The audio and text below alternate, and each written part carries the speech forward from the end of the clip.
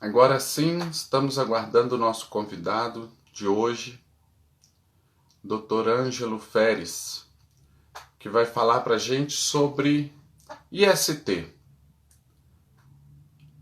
Aí, Dr. Ângelo já chegou. Isto. Fazer transmissão.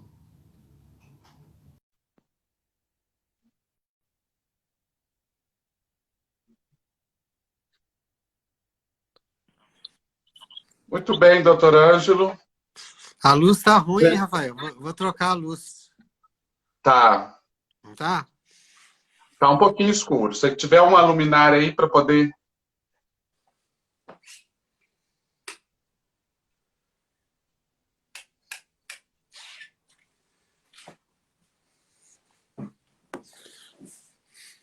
Tá escuro? Ficou... Tá metade um pouco mais claro, metade um pouquinho mais Peraí. escuro, mas...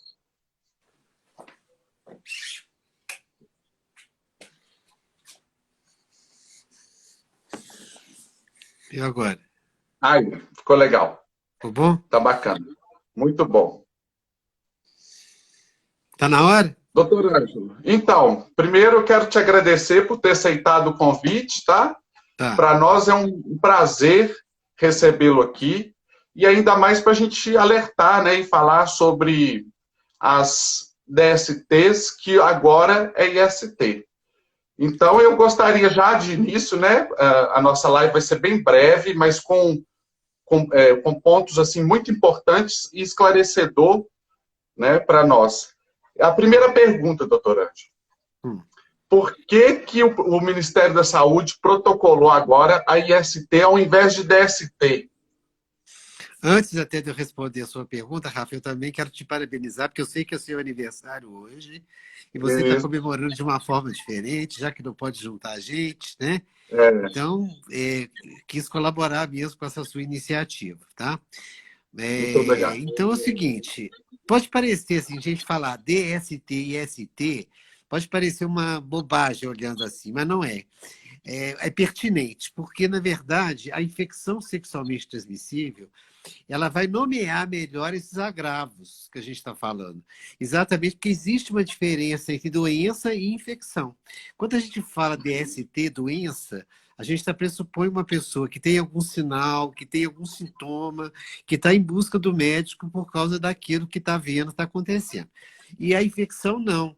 A pessoa se torna portadora de um vírus, de uma bactéria, essa bactéria se replica ativamente no organismo, mas tem um silêncio clínico. Esses agravos que a gente trata assim, como sexualmente transmissíveis, a maioria deles tem esse poder. É uma clínica pobre durante algum tempo. Né? Então, assim, as pessoas não percebem que estão infectadas. Isso é sério porque, não sentindo nada, elas não fazem o diagnóstico, elas não procuram o tratamento e, principalmente, mantêm a transmissão, porque existe uma clínica, mas não basta do agente, né? Ficar 5, 6 anos, dar sintomas, as hepatites virais pode chegar a 20, 30 anos, 15 anos, né? Ótimo. E a sífilis também, às vezes, é muito discreta, e outras doenças se comportam dessa maneira. Então, por isso, infecção sexualmente transmissível. O que é Aproveitando, interessante é que as pessoas assimilando isso, entender que diagnosticar uma doença é tranquilo porque você vai ao médico com algum tipo de sintoma. Mas diagnosticar uma infecção, a pessoa tem que ativamente procurar um setor para fazer um check-up. Nós tivemos exemplo.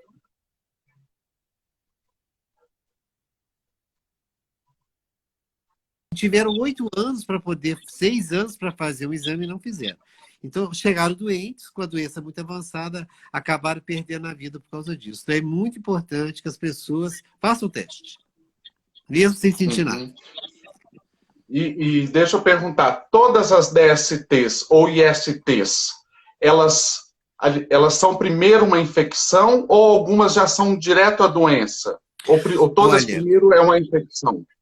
E na verdade, aproveitando, quais são as mais comuns também? Aproveitando o gancho, para a a gente já maioria, ilustrando, quais são as mais comuns? a maioria se comporta como infecção num estágio, sim. Um silêncio clínico, entendeu? Tudo depende muito de cada situação. Por exemplo, a gonorreia, a blenorragia no homem, ela tende a é uma bactéria e tende a se manifestar 15 a 20 dias depois da contaminação. Com o corrimento, ela não tem no homem um silêncio tão grande assim. Mas já na mulher, ela pode ficar sem sintoma durante um ano e meio, 2. Então, algumas são diferentes no homem e na mulher. Mas se você parar para pensar, o condiloma acuminado, que é o HPV, um papilomavírus, que é muito disseminado, é uma coisa muito frequente, ele pode ficar 3 a 4 anos sem manifestar nenhum tipo de sinal. E a pessoa transmite. Às vezes, o casal está mantendo uma relação sem camisinha, a mulher vai no ginecologista fazer o preventivo, e na hora do preventivo, o ginecologista descobre uma lesão no colo do útero, que é uma lesão pré-cancerosa provocada pelo HPV. E, às vezes, o parceiro dela não tem absolutamente nada. Né? Então, o HPV é assim. A sífilis é a doença mais antiga que a gente tem no mundo, transmitida pelas relações sexuais. 98% das pessoas pegam a sífilis transando. Ela pode ter desde quadros exuberantes até quadros inaparentes. Tanto que lá no CTA, às vezes você, com teste rápido, diagnostica sífilis sem que a pessoa tenha na história dela nenhum momento que ela tenha sentido sinais da presença da doença. Então, é a sífilis, o condiloma acuminado, que é o HPV, que pode provocar câncer de colo de útero. No reto, ele pode provocar câncer de reto, ele pode ter envolvimento no câncer de laringe. Então, realmente é preciso tomar cuidado.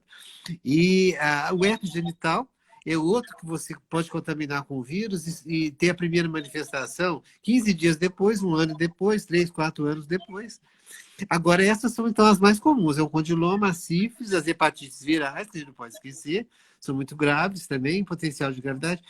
O problema todo dessas infecções não diagnosticadas é que elas têm um potencial de ser grave, de se agravar. Né? A gente não sabe qual indivíduo que ela vai se agravar, mas o potencial de gravidade existe, assim, para o fígado, no caso das hepatites, esterilidade, no caso de gonorreia mal diagnosticada, maltratada. Então, é preciso entender que não só precisa diagnosticar direito, como precisa tratar direito. Por isso é que o médico é indicado. Não, eu fico pensando assim, que talvez existem várias dificuldades. Por exemplo, você trouxe o período de incubação de várias infecções. Né? Para algumas é muito grande o período, pode ser muito grande. E depois também, eu fico pensando também, doutor Ângelo, na questão de admitir ou de se dispor a fazer esses exames. Porque a gente sabe que ainda, né, a sexualidade, de alguma forma, ainda é um tabu. E aí eu fico pensando como que a gente pode dizer para as pessoas que, de fato, isso é comum, acontece e que a gente tem que fazer periodicamente uma check-up. Rafael, você é psicólogo e entende do que eu vou falar. A gente sabe que o terreno da sexualidade, em todos os aspectos, ele dificulta um pouco as coisas, porque muitas vezes a pessoa pode se sentir envergonhada de procurar o médico, né? Sentindo que naquele momento, com aquele tipo de abordagem, ela vai ter que se abrir um pouco sobre a intimidade dela, né? A gente está lidando com algo da intimidade, a gente está lidando com um pouco da privacidade das pessoas, e essa intimidade e essa privacidade são respeitadas e elas nunca vão deixar de existir. Agora, o problema é que você, a nível de saúde pública, você tem hoje, por exemplo, 866 mil pessoas no Brasil vivendo com HIV. 140 mil não sabem que tem o HIV porque nunca fizeram esse exame. Então, esses 140 mil, por desconhecer essa situação, continuam transmitindo a doença, tá entendendo? As hepatites virais, a gente às vezes sabe que se a gente fizer um diagnóstico precoce, um tratamento, no caso da hepatite C, que tem um tratamento ótimo hoje, você vai evitar não sei quantos casos de câncer de fígado daqui a 10, 20 anos, né? Então, assim, é muito importante que todo mundo que é sexualmente ativo, a gente sabe que a relação sexual é um momento muito propício à transmissão de micróbios, de germes, de maneira geral. Você tem aqueles que são da flora, que você vai entrar em contato sem ter doença nenhuma, e você tem os patológicos que vão provocar doença. Mas a gente sabe que, por mais que exista uma camisinha, um cuidado, A relação sexual asséptica, ela não existe, né? Porque Não a existe. asepsia vai ser no consultório médico, dentista, mas a relação sexual, no caso das pessoas que têm mais parceiros, principalmente, né? Ela não vai ter essa asepsia. Então, todo mundo que é sexualmente ativo deve procurar um serviço em algum momento da sua vida, uma vez por ano, para poder estar fazendo esses testes. Uhum. E não tem Eu vergonha acho que a gente, nenhuma. porque é uma questão que, né, que está aí, que a gente É, está sujeito, quem tem é, vida sexual ativa, né, está sujeito é. a A tudo. acontecer qualquer situação. Por Por exemplo, isso, eu não que eu estava acho que falando. a gente. Deixa eu Pode só falar. completar aqui. Eu esqueci de falar. Eu falei, por exemplo, que o Brasil hoje tem 866 mil pessoas vivendo com HIV. Mas em um ano, o Brasil teve 900 mil casos de sífilis. Né? A sífilis congênita no estado de Minas Gerais, em 2018, ela subiu 50%. Então, ainda tem esse aspecto. Quer dizer, algumas doenças a mulher pega, passa para o filho que nasce doente ou deformado, tem aborto, uma série de outras coisas, entendeu? E o Entendi. diagnóstico é importante, porque tendo o diagnóstico, você vai evitar tudo isso. É. E aí, eu acho que a gente poderia falar também um pouquinho agora do CTA. O que é o CTA e quais os testes são feitos lá? O CTA é o Centro de Testagem e Aconselhamento. Eu acho muito importante que na sigla exista o A do aconselhamento, mostrando o seguinte, que os exames que a gente faz lá não são exames qualquer que você coloca numa filinha ali de exames de sangue. São todos feitos no sangue, mas são exames que, de alguma forma, o resultado deles mexe com o emocional das pessoas, a espera do resultado mexe com esse emocional, né? A pessoa, às vezes, ela tem que juntar uma certa coragem até chegar lá para se dispor a fazer o exame, ela tem medo do resultado, né? Esse medo, muitas vezes, é um inimigo porque ele afasta a pessoa do que ela deve fazer. Eu acho que é preciso ter mais coragem para não fazer o teste que para fazer. Porque se você tem uma determinada doença e não diagnostica, isso a longo prazo vai trazer um prejuízo muito maior para a sua vida. Então, o aconselhamento está lá para isso. A pessoa não chega e vai fazer o teste. Ela chega e vai para o aconselhamento com um psicólogo. Esse psicólogo vai, então, tentar entender o motivo daquela procura, em torno daquele motivo, qual é o perfil de risco que aquela pessoa tem, para ali trabalhar com ela também o cenário do resultado positivo, do negativo, antes dela fazer o teste, para poder sentir como que ela vai perceber um resultado positivo ou negativo no caso. Lá a gente valoriza tanto o positivo quanto o negativo. No caso do positivo, graças a Deus, eu descobri o que eu tenho e vou tratar. No caso do negativo, eu realmente não tenho nada e a gente reforça as condutas de prevenção. Porque Então, no caso do isso que os negativo. testes que são feitos lá são testes rápidos, entendeu? Muito bons, porque os testes rápidos das ESTs não estão no nível do Covid, por exemplo, que o teste rápido do Covid, confiar muito no resultado dele. Mas os testes rápidos do HIV, da sífilis, da hepatite C e B, eles são assim, muito específicos e muito sensíveis. Então, realmente, por exemplo, HIV, toda vez que o teste reage, normalmente a pessoa é portadora do vírus. Então, são esses 4 testes: hepatite C, hepatite B, HIV e sífilis, que a gente faz lá. Uhum. E onde que está sendo o CTA hoje aqui em Barbacena? O CTA ele funciona no Centro de Especialidades Multiprofissionais, o CEM, que é em frente do Ibiapaba, aquele prédio que todo mundo já conhece ali, onde ia funcionar a UPA antigamente, né? Aquele prédio Isso. verde ali, o CTA está ali. E ali a É, pessoa, ela chega, ela não precisa marcar para fazer o teste, ela chega no horário que é feito, normalmente começa às 8 e vai até às 4, né? Ela tem um horário de almoço, então ela chega e fala, quero fazer o teste. Aí a menina já encaminha para o psicólogo vai ter aquela conversa, aconselhamento pré-teste, ele é encaminhado para fazer o teste, e depois do teste ele tem o aconselhamento pós-teste. Então você tem o momento pré e o pós. No pré, eu estudo aquilo que eu te falei, as reações ao positivo, ao negativo, o conhecimento da pessoa e os riscos. No pós, eu apenas explico o resultado dos exames, mostrando que Que ótimo se está negativo, né? Mas você tem que se cuidar para amanhã não estar aqui positivo para alguma coisa. E se está positivo, ele já é encaminhado imediatamente para uma consulta médica, marcado uma consulta médica para ele poder se tratar. Isso aí é importante, porque o negativo ele está dizendo o seguinte: até aqui deu negativo, mas Deu negativo.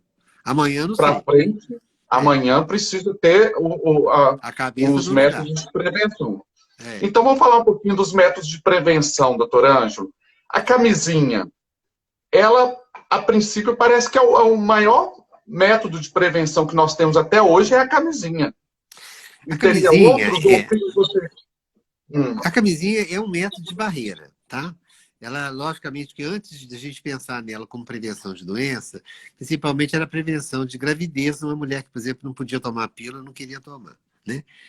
Só que, com o advento da AIDS, do HIV, ela tomou uma outra proporção, inclusive no imaginário das pessoas. Ou seja, porque usar camisinha numa relação significa aquela relação, do ponto de vista da saúde, talvez ela não esteja tão a contento igual você teria. Porque se você tem uma parceria fixa, confiável, fiel e testada, você não precisa de usar camisinha com ela. Em todas as outras situações você precisa, tá certo? Então a camisinha masculina e a feminina, que a gente não pode esquecer ela, ainda são realmente os melhores métodos de prevenção e as pessoas não devem deixar de usá-la quando achar que aquilo tem que ser usado. Entendeu?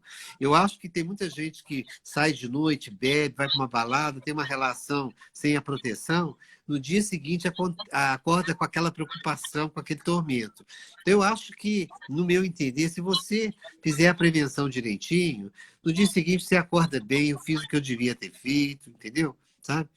E, inclusive, assim, a camisinha, por exemplo, das pessoas casadas, né? Ela não teve um alcance muito grande, porque a pessoa casada acredita que ela está numa situação de segurança. Mas a gente sabe que muitas pessoas casadas contraíram também infecções sexualmente transmissíveis. Então, você estando casado e estando transando sem a camisinha, você tem que saber qual é o casamento que você tem, né? Como é que ele funciona, se realmente tem segurança para fazer o sexo sem camisinha. E lembrando que no caso do HIV, diagnosticado, tratado, com 2 meses ou 3, a pessoa está com a carga viral no sangue indetectada pelo remédio. Hoje, depois de um estudo que foi feito com 600 mil casais no mundo, soro discordante, ou seja, um tinha o vírus, o outro não tinha, casais que estavam transando sem a camisinha porque escolheram transar, não foi por causa da pesquisa, né? A transmissão não aconteceu do HIV. E a gente, no dia a dia, lá no CTA, a gente já percebia que casais soros discordantes, que o parceiro com HIV tomava o remédio direitinho, tinha carga viral indetectável, não transmitia a doença. Tanto que hoje uma mulher grávida, ou que o marido tem o HIV e ela não tem, antigamente a gente tinha que fazer inseminação artificial, aquela coisa toda, a gente fala para a mulher, não, se o seu marido está indetectável, está tomando o remédio direitinho, você pode engravidar pelo meio natural que você não vai pegar. E isso a gente observou bem, tá? Muito legal isso. Né? Assim, é claro que o melhor é não ter, mas se já tem a doença, tem né, que tratar. Tratando a carga viral, né, sendo indetectável, não transmite, né? E assim Ô, a gente doutora, controla a epidemia. Você imagina, hoje o mundo... Eu falei que o Brasil tem 866 mil. 140 mil não sabe que tem a doença. Na população mundial, a gente pode ter hoje de 33 milhões a 40 milhões de pessoas vivendo com HIV, sendo que no ano de 2019 houve 1 milhão e 700 mil infecções em um ano. Então, a gente sabe que até melhorou, porque se você olha para trás, 1 milhão e 700 mil já tem uma queda de 40% de infecções no mundo, né? Mas a gente sabe que se todo mundo tem o HIV, descobre e tem acesso ao remédio, a epidemia acaba, porque se a pessoa tomar o remédio direitinho, ela não vai transmitir. Na primeira relação, a pessoa que tem o HIV transmite para a pessoa que não tem, que tiver com a carga viral, né, detectável? Pode transmitir em qualquer momento. Na verdade, é o seguinte, a gente sabe que a pessoa que pega o vírus, ela vai demorar 6 semanas a formar uma carga viral expressiva no sangue. Então, a partir da 6ª semana, Na sexta semana pode acontecer uma coisa. Pode não acontecer nada, mas a pessoa pode ter tipo um estado gripal, que é um momento que tem a viragem sorológica do HIV, por exemplo, né? Então, nesse momento aí, a pessoa está muito infectante. Então, se a pessoa transa com a outra 6 semanas depois da infecção, sem usar preservativo, sem nada, a chance de pegar pode ser alta. E a gente sabe que, Entendi. dependendo da prática sexual, o risco também pode mudar. Por exemplo, o sexo anal ele tem mais risco que o vaginal, e o sexo anal tem os seus riscos também, mas também é um pouco menor do que as outras práticas, entendeu? Mas todas as práticas têm que ser feitas com cuidado. É. Doutor Ângelo, Ah, há muito tempo a gente sabe que o HIV ou AIDS, depois você também poderia só explicar para a gente um pouquinho por que HIV, por que AIDS, mas ele era uma doença atribuída aos homossexuais. Hoje em dia, como é que está essa doença? Ela ainda é atribuída aos homossexuais ou se abriu para todos, né, para os héteros? Rafael, Poderia falar um pouquinho disso? isso foi um erro histórico, né? Porque no Hum, início da epidemia aqui, principalmente nas Américas, não na África, né? O vírus foi introduzido nos Estados Unidos e na América Latina de maneira geral, e naquele momento os homossexuais, assim como os hemofílicos que tinham que tomar muita transfusão, as pessoas que tomavam drogas logo no início, drogas injetáveis, se for a população mais vulnerável, né? Então o vírus atingindo essa população deu a impressão que ela era uma doença que escolhia homossexuais, drogadistas, inclusive era a doença dos 4Hs, que era homem, hemofílico, homossexual e heroinômanos, né? Então, na verdade, houve um grande erro de abordagem. Ela foi anunciada como a peste gay. A gente já sabia que não tinha motivo para isso, porque um vírus é um vírus, ele não vai distinguir pessoas nesse nível, né? Então, assim, desde que eu acompanho isso, eu já falava, tem um erro aí, gente. Esse vírus vai atingir mulher, vai atingir homem, hétero, e acabou atingindo todo mundo mesmo, né? Então, na verdade, a gente sabe que, ao longo da história, houve um pêndulo. Teve um momento que o perfil era muito homo, né? Depois, os homossexuais se organizaram como sociedade, como grupo, conseguiram, então, a questão da infecção. Aí os héteros passaram a crescer, ela teve durante um período um perfil bastante hétero, houve a feminização da doença, ou seja, as mulheres que passaram a contrair o vírus, as crianças que começaram a nascer com o vírus, as pessoas mais velhas, porque a gente achava que era uma coisa de jovem, a gente começou a ver também o HIV em pessoas com mais de 60, mais de 70, então a gente sabe que o perfil mudou muito durante o tempo. O que nós temos hoje? Tá? Hoje a gente observa de novo um incremento, a gente diria assim, que é uma vulnerabilidade aumentada. Não tem grupo de risco, dizer assim, a homossexual é grupo de risco, né? Não existe isso. Esse conceito de grupo de risco já morreu. O conceito que vinga é a vulnerabilidade. Então a gente sabe que homossexuais jovens têm uma maior vulnerabilidade, hoje de novo.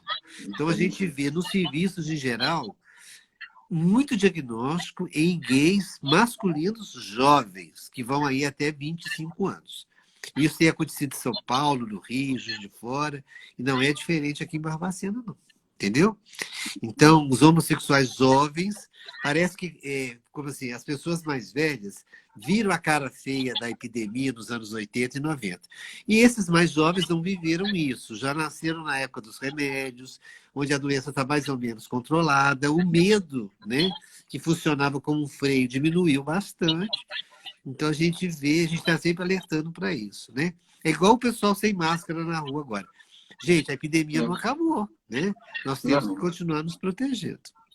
E voltando até um pouco exatamente. atrás, que eu acho importante, lembrar Uhum. que os sinais que você vai perceber no seu corpo de uma DST são vários.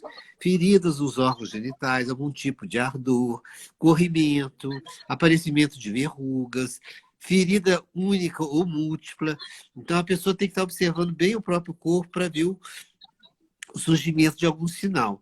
E nas mulheres, nos homossexuais passivos, isso também pode acontecer, dessas lesões acontecerem internamente. Então, às vezes, ele não tem a visão daquela ferida, porque a ferida inicial da sífilis, por exemplo, não dói. Então, não vai chamar a atenção porque dói, né?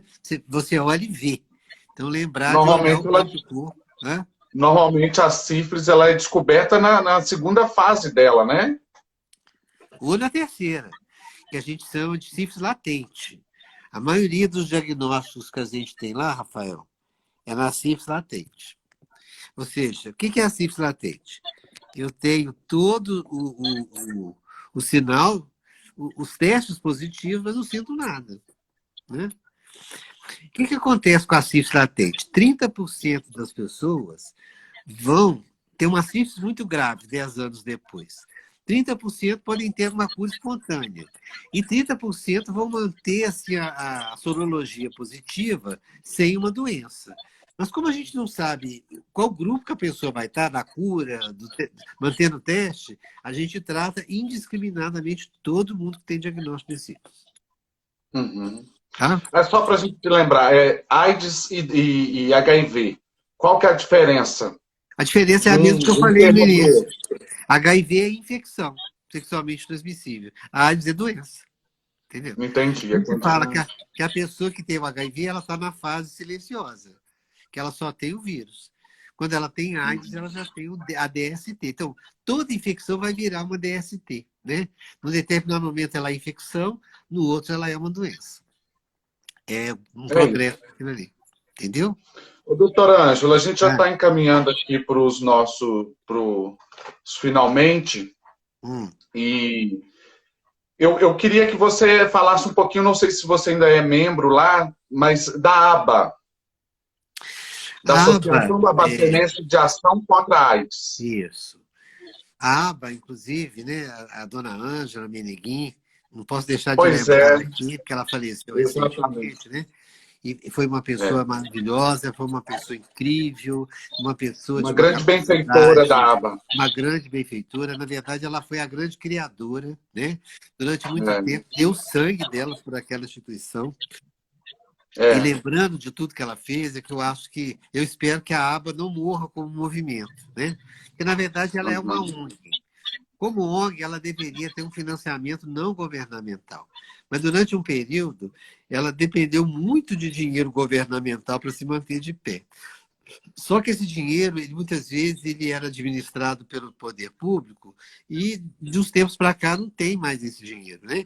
Então, existe essa dificuldade financeira dela se manter, ela precisa encontrar formas de ganhar dinheiro, doação, a coisa toda, alimentos, como você mesmo está recolhendo, né? Então, a ABA é uma ONG séria, entendeu? Ela sempre foi uma ONG séria, porque a gente sabe que tem muita ONG picareta por aí, né? Exatamente. Mas tudo que eu pude acompanhar da ABA o tempo todo, ela é uma ONG bastante séria.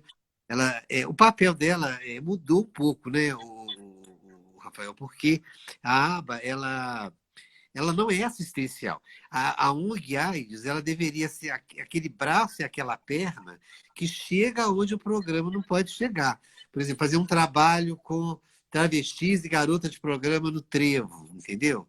No Pontilhão, à noite. Então, isso seria a grande função dela e, em alguns momentos, ela cumpriu. Só que as necessidades básicas e assistenciais estavam ali presentes. Então, ela passou a dar cesta básica, entendeu? Às vezes ajudava com aluguel social, ajudava as pessoas de outras formas, não só fazendo o trabalho de prevenção. Então, a Associação Barbacenense de Ação contra a AIDS, eu bato palma para ela. Eu acho que ela foi uma ONG que atuou muito, continua muito atuante, entendeu? Eu só espero que ela consiga sobreviver a essas crises, né? Que a gente está tendo aí. Você trabalha lá? Não, eu tive a oportunidade de ter assim, dois vínculos com a ABA. Primeiro foi quando eu tinha uns 15, 16 anos, precisava de pessoas para poder ir e distribuir as cestas, e aí eu me dispus a ir, porque minha tia era voluntária lá, ajudava. Então foi esse meu primeiro contato. Depois eu fiz um cadastro lá. Eu lembro que eu recebia todo mês uma quantidade de camisinhas Eles tinham um cadastro de várias pessoas e distribuíam camisinha. E assim, de volta e meia eu sempre vou lá levar alguma coisa, né? Mas Sim. ajudar mesmo diretamente ainda não tive essa oportunidade. Mas quem sabe, né? No futuro breve. Porque na verdade, mas o que você já faz está bom demais. Quer dizer, mesmo que você. Nada é pouco, Rafael, vamos falar a verdade, né? As pessoas têm que trabalhar, ganhar dinheiro, quer dizer, qualquer ajuda que você dá em algum momento, ela é valiosa. Né? Eu não acho que nenhuma ajuda é pouco. Por exemplo, você hoje escolheu a data do seu aniversário para recolher os alimentos, né? Na tabacaria, pensando nessa doação, está fazendo essa live aqui Exatamente. comigo. Isso tudo tem muito valor, entendeu? Sabe? E Isso. te dou os parabéns pelo aniversário, né? Muito Que vai obrigado. ser. Isso. E foi ótimo, entendeu? Ainda vou levar meu alimento lá na tabacaria, né? Vou deixar lá minha doação. Nossa, tá Tá? bacana. Tá? Você quer fechar com alguma questão assim para deixar aí para o pessoal que está acompanhando, porque essa live vai ficar salva. Hum. Para quem Bom, não assistiu olha, agora, eles podem assistir depois. o que eu, para finalizar, o que eu falaria é o seguinte: o bem mais precioso que a gente tem na vida é a saúde. E a saúde, como um patrimônio, eu falo o seguinte: saúde é um patrimônio. É muito mais valioso que a casa que você tem do que o resto. Então, o que a gente faz com o patrimônio? A gente cuida dele. E para cuidar do patrimônio, eu preciso, então, de conhecimento, preciso de um conhecimento verdadeiro, bem alimentado, iluminado, para que eu possa decidir o que eu vou fazer, como eu vou fazer, com quem eu vou fazer, né? A partir do momento que aconteceu uma situação, nós não somos de ferro, nós não somos robôs, nós somos seres humanos, pelo amor de Deus, de carne e osso, comete falhas, tem deslizes, né? Se a gente cometer algum tipo de comportamento que, na minha consciência, dizendo aqui eu me corri risco, eu me expus, né? Procurar 30 dias depois, então, fazer um diagnóstico, fazer um teste, um aconselhamento. Cada vez que a pessoa vai no CTA, ela gera uma folha de aconselhamento. Então, quando eu pego uma pessoa que está com 7 folhas, eu sei, olha, essa pessoa veio 7 vezes aqui. Ela não está mudando o comportamento dela. Então, é preciso pensar e mudar aquilo que a gente pode mudar, tá certo? É isso que eu acho importante. Muito bem, muito Tá? obrigado. E aqui, eu só aproveitar aqui também, eu quero fazer um agradecimento. Hoje, por coincidência, dia 5 de agosto, é dia da vigilância sanitária, Ah, eu né? vi isso. É, Que é, está totalmente ligado à saúde. Então, isso. aproveitando a sua pessoa aqui, É, eu quero agradecer a você e a todos os profissionais de saúde, fisioterapeutas, enfermeiros, técnicos de enfermagem, médicos, né, psicólogos também, que estão na luta contra o Covid-19, né? com Que eu acho certeza. que assim, É. o nosso assunto aqui foi a DST, mas eu acho que fica aqui também o meu registro de agradecimento através da sua pessoa Hum, de todos os profissionais de saúde que estão lá na luta, na batalha, e a gente sabe, às vezes a nossa realidade aqui é pequenininha, é micro, mas existe uma realidade macro de gente, né, dando sangue ali para salvar vidas. E então a gente agradece através de você, né, a todos os profissionais de saúde. Então, só para finalizar, que você tocou no Covid, as pessoas, é o seguinte, as pessoas têm que pensar que só as máquinas podem ser substituídas, os médicos não podem. Então, se a pessoa está se expondo ao Covid, sem usar máscara, no espaço público, ela vai estar sobrecarregando um serviço de saúde que já está esgotado. Os médicos dos centros maiores estão esgotados, entendeu? Tá? Estão trabalhando. E outra coisa, para formar um médico, um fisioterapeuta, um enfermeiro, demora 6 anos. Então, desde o início do Covid, que tem aí 4, 5 meses, é a mesma turma que está trabalhando, ninguém entrou de novo. Você não tem uma mão de obra vasta, especializada em intubação, por exemplo. Então, eu vi o depoimento de uma médica dizendo o seguinte: quando ela vê pelo vidro do carro, na hora que ela está voltando do trabalho, as pessoas com a máscara no queixo, sem máscara na rua, fazendo comprinhas para espairecer, churrasquinhos no fim de semana, muitas vezes elas estão ignorando esse aspecto, entendeu? Que se ela tiver uma forma grave, ela pode chegar num local onde esse médico está esgotado, onde essa vaga não existe. Então, enquanto a ciência não dizer a vacina funcionou, nós precisamos, sim, tomar cuidado. Tá?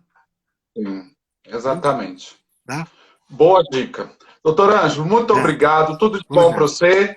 Tá. Tá? Tá Até bom. breve. Um Até abraço. breve. Tchau. Tchau.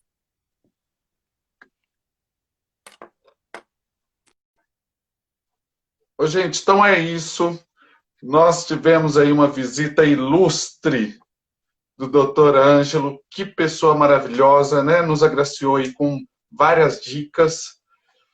E essa live vai ficar salva. De qualquer forma, eu vou fazer o último apelo para quem estiver disponível, né, e puder ajudar.